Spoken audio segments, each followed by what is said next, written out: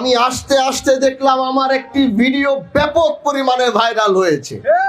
বাংলাদেশের সব সাংবাদিকরা আমাকে ফোন দিচ্ছে, যে এখনো সাংবাদিকরা আমাকে ফোন দিয়ে যাচ্ছে, শুধু ব্যাখ্যা চাচ্ছে কোথায় আজ থেকে 1-1.5 মাস আগে একটি বিচার করেছিলাম, সেই বিচারে সর্বোচ্চ সুষ্ঠু সমাধান করেছি। কারণ তারা আমাকে ছাড়া বলছে যে আপনি না থাকলে এই বিচার আমরা বসবো না, মানবো না। ঘুরতে ঘুরতে তারপরে বসেছি। এখন আপনি আমাকে বলেন, অনেকে এই বিষয়টাকে পুরা ঘোলাটা বানিয়ে দেখলাম জাতীয় চ্যানেলে নিউজও হচ্ছে। তো এই কথার যেহেতু কথা বলছি, কথাটি বলে দেই তাহলে ভালো হবে। আমি সেই বিচারে বসেছিলাম, কারণ এই দেশের সবাই জানে হানজালার বিচারে কোনো ধরনের অনিয়ম হওয়ার কোনো সুযোগ নাই। তো আমি যেই বিচারে বসবো, সেই বিচারে যত বড় ব্যক্তিত্ব হোক, যত বড় লোক হোক, হানজালা যেই বিচারে বসে বিচার করে, সেই বিচারে বসে দুর্নীতি করার সাহস এই শিবচরের মাটিতে কারো নাই। আমি সেই জায়গায় বসে এক পক্ষের কথা শুনছি, বারবার আরেক পক্ষ শুধু হাত ঢুকায় কথা বলে। তো যদি আমি বলছি যদি আপনারাই সমাধান করতে পারেন, তাহলে আমার পিছনে 10-15 দিন 20 দিন ঘুরে আমাকে জোর করে কেন এই বিচারে আনছেন? তাহলে আপনারাই সমাধান করেন। এটা বলে আমি চলেও যাইতে নিছি, আমি চলে যাই, আমার দরকার নাই এই বিচার করা। না, আমরা আপনারা ছাড়া এই বিচার মানব না। সুন্দর সমাধান হয়েছে। বিচারের মধ্যে যখন বারবার কাউন্টার দিচ্ছে আমাকে রেখে, আমি একজন এমপি, আমি মনে করি না যে শব্দ সম্মানী ব্যক্তি, বিষয়টা এরকম না, কিন্তু আমি তো এলাকার একজন জনপ্রতিনিধি। আমি যখন একটা বিচারে বসবো, তখন তো আশেপাশে যারা কথা বলবে, আমি বাক স্বাধীনতা দিয়েছি। তার মানে তো এটা না যে আমার পাশে বসে বসে আমি চুপ করে আছি, আপনি পাশের থেকে বসে কাউন্টার দিবেন। বিষয়টা কি এরকম? সেটা আমার জায়গায় যেই হইতো সেই তাকে এই বিষয়টা বলে থামিয়ে দিত।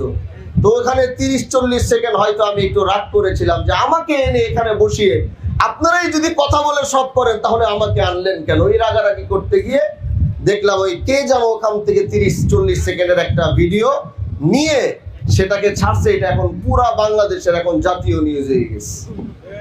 তারপরও আমাদের কোনো আপত্তি নাই। হকের বেলায় কথা বলতে হলে হানজালার এইভাবে কথা বলে যাও। এটা কোনো এরকম বিষয় না যে ক্ষমা চেতে হবে, মাপ চেয়ে। এটাকে এখন নিয়ে দলীয় বিচারে বসলে আমার বিচারে কোনো দলীয় বিষয় থাকে না। জাতীয় নিউজগুলোতে দেখলাম অনেকে দলীয় ট্যাগ লাগিয়ে দিচ্ছে এটার ভিতরে। এটা একটা ভুল নিউজ তারা করেছে। আমার বিচারে বসলে যেই দলেরই হোক, আমার বিচারে কোনো দলীয়, আমি নিজেও কোনো দলীয় বিষয় বিচারে বসি না। এজন্য যারা উদ্দেশ্যমূলক আমাদেরকে ছোট করার জন্যে, অসম্মান করার জন্যে যারা আমাদের ভিডিওগুলো ছেড়েছে, আমাদেরকে যারা অসম্মান করতে চাবে, আর আমরা যতদিন দেশের পক্ষে কথা বলে যাব, আমরা যতদিন দেশকে ভালোবেসে যাব, আমাদেরকে দাবানোর চেষ্টা করবে, আল্লাহ আমাদের ইজ্জত তত সম্মান বাড়িয়ে। এজন্য প্রিয় ভাইরা আমার, কাজী শুরার যে বিষয়টি নিয়ে আমরা বসেছিলাম, এখানে একটি বিষয় নিয়ে বারবার উত্তেজনা সৃষ্টি হয়েছে। এই উত্তেজনার কারণে এলাকার পরিবেশ বারবার নষ্ট হচ্ছে।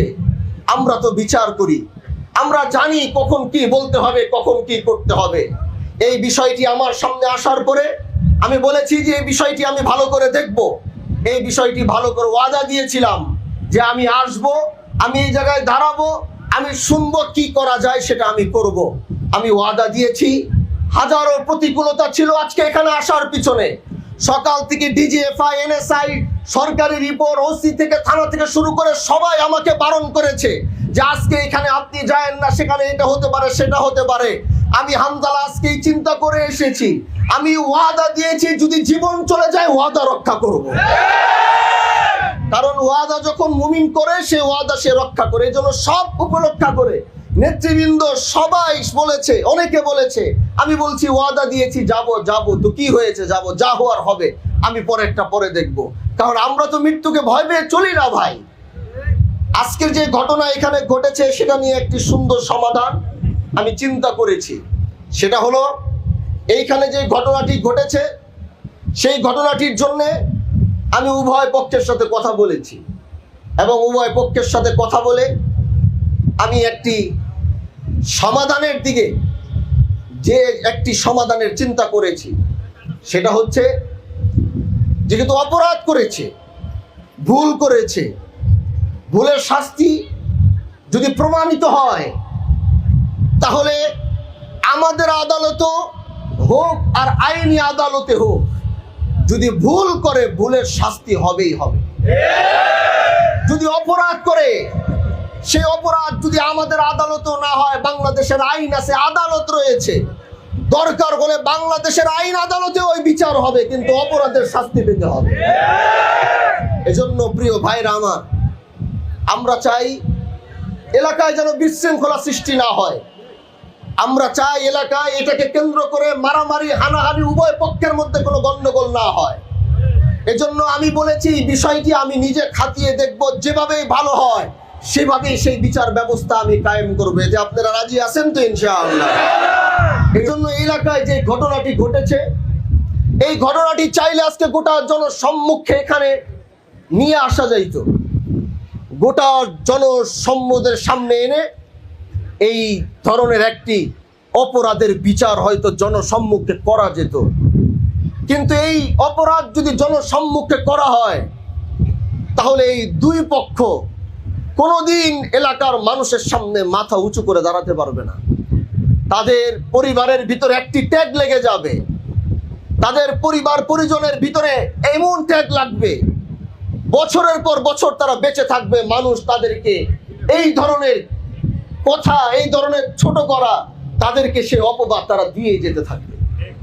প্রিয় ভাই আমার, আল্লাহ ক্ষমতা দিয়েছে, আল্লাহ ক্ষমতা দিয়েছে। আপনারা সেই ভোট দিয়ে আমাকে সেই সর্বোচ্চ প্রশাসনের আসনে বসিয়েছেন। আমি চাইলে হয়তো অনেক কিছু করতে পারি, আমার পক্ষে সম্ভব, কিন্তু মাঝে মাঝে মনে হয় সবকিছু করতে পারলেই সবকিছু করা যায় না।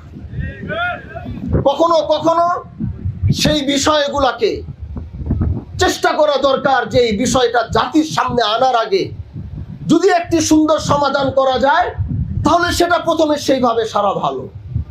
যদি কোনো কারণে না হয়, তাহলে সেটা যেইভাবে করা লাগে সেইভাবে করার রাস্তা তো আমাদের কাছে আছে।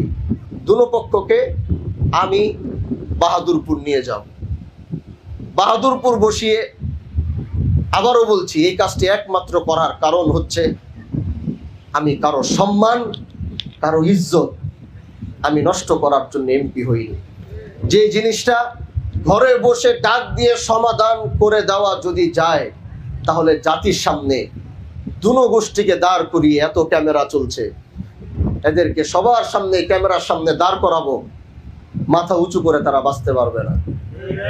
এজন্য প্রিয় ভাইরা আমার, আমি তাদেরকে উভয় পক্ষকে বাহাদুরপুরে নিয়ে যাব, বাহাদুরপুরে নিয়ে তাদের উভয় পক্ষকে বসিয়ে, তারপরে তাদেরও যদি কারো আসতে হয়, মুরব্বী আসবে, সব আসবে, আমার অফিসে বসে আমি এই সুন্দরভাবে এই বিচারটি ওইখানে সম্পূর্ণ করতে চাই। যদি ওইখানে না হয়, যদি তারা ওইখানে সমাধান করতে না পারে, তাহলে আমার পিঠ যদি দেয়ালে ঠেকে যাবে, তাহলে জাতির সামনে এনে তখন ওই বিচার করতে আমি বাধ্য হব। এজন্য প্রিয় ভাইরা আমার, আমাকে একটু আমার মতো আপনারা কাজ করতে দেন।